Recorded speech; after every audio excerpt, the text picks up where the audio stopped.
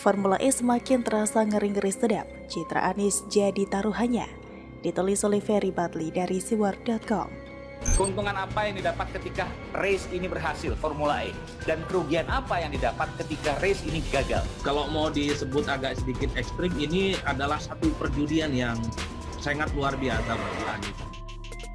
Padahal sebelumnya mereka ini sangat-sangat membanggakan sirkuit Formula E sembari mengejek sirkuit Mandalika. Lah giliran sirkuit Formula E ada masalah seperti ini, kok mereka ini diam-diam saja?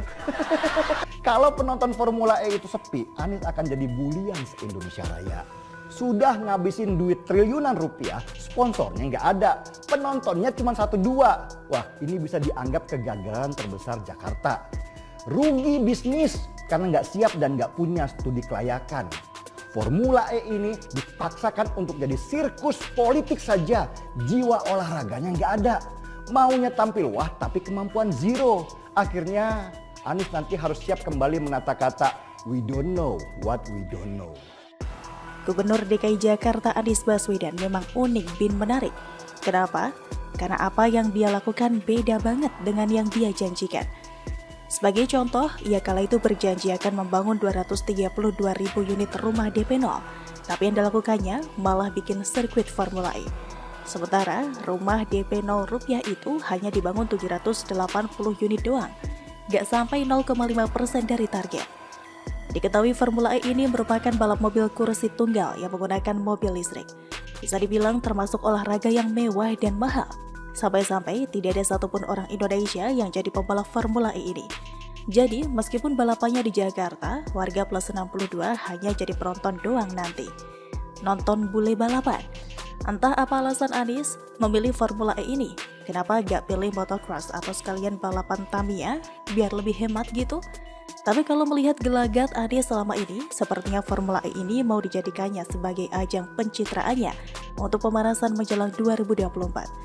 Ia lagi memoles dirinya dengan menyelenggarakan event internasional, sehingga diharapkan nanti ada parpol yang mau meliriknya.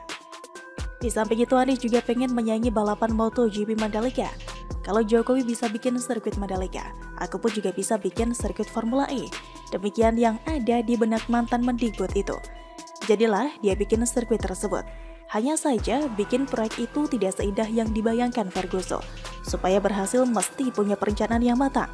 Sedangkan Formula E ini ketahuan banget perencanaannya tidak matang alias abal-abal. Sebagai bukti, pemilihan lokasinya saja asal-asalan. Tentu masih segar di ingatan kita kalau Formula E ini awalnya mau digelar di Monas. Pengaspalan sirkuitnya pun sudah dimulai kala itu.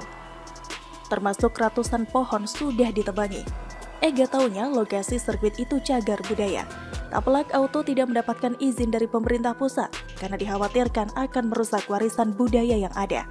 Untung, aspal yang dipasang tersebut bisa dicopot kembali sehingga tidak sampai mengotori Monas. Tapi pohon rindang yang sudah ditebang itu tetap saja tidak bisa dikembalikan lagi seperti semula Ferguson. Sekarang lokasi Formula E dipindahkan ke Ancol. Setelah sebelumnya muncul 5 tempat untuk lokasi balapan mobil ini, yakni di Pantai Indah Kapuk, Sudirman, Jakarta, G-Expo, Kemayoran, dan Ancol. Pertanyaannya, kenapa memilih Ancol? Menurut Ketua Organizing Committee atau OC Formula E Jakarta 2022 Ahmad Sahronisi, karena Ancol merupakan salah satu ikon Jakarta.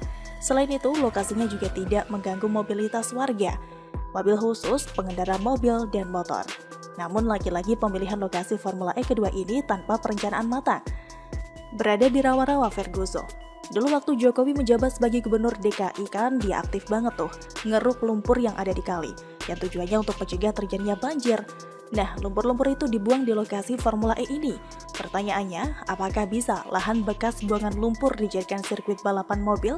Tentu bisa, tapi dengan syarat harus ditimbun dulu supaya tanahnya keras. Gak lembek seperti tinja orang diare. Nah, karena perlu ditimbun, maka perlu beli tanah lagi. Dana yang digunakan juga perlu ditambah, plus waktu pengerjaan juga pasti akan bertambah. Sementara, waktu pengerjaan Formula E ini hanya 3 bulan doang alias gak sampai 100 hari. Dan perlu diingat yang mengerjakan sirkuit Formula E itu manusia loh.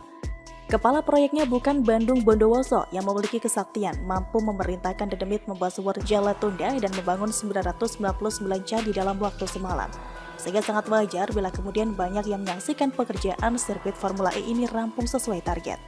seperti anggota DPRD DKI pada Potensi Naga yang pesimis Formula E bisa diadakan pada 4 Juni 2022 mendatang.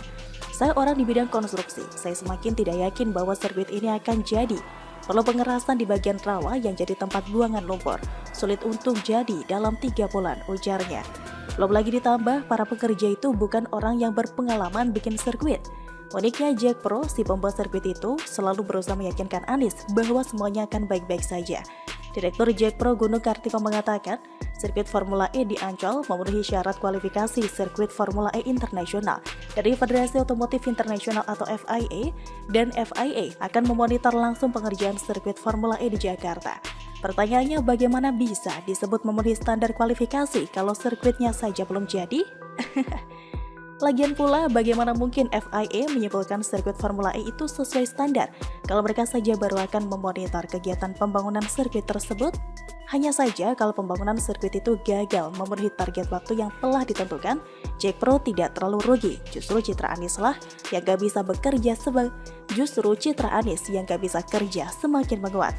Sudah program rumah DP 0 gagal, ditambah Formula E gagal pula, dan akibatnya pun tidak main-main.